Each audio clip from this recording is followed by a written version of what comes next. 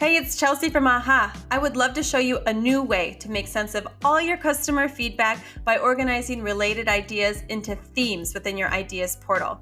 Let's check it out. So here I am on my ideas overview page where I track all the feedback we've received. As you can see, I've got a good amount here. That's a great thing, but sometimes a lot of ideas means it can be hard to spot patterns and all that feedback. That's where themes come in. They're going to help you group those related ideas together. Let's click into one. Within each theme, you're going to see a summary of the customer challenge at the top, and then all of your linked ideas below. You can search for and add any idea, or you can use AI to suggest ideas for you. And then as you add or subtract them, this summary at the top is going to automatically update with ideas, votes, organizations, and your opportunity value.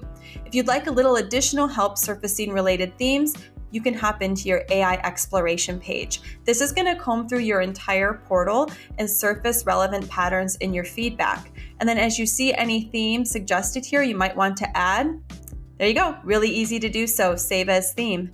And then finally, in your prioritization page, you can now filter by theme to decide what to build next and promote these new ideas right to your roadmap. And that's it.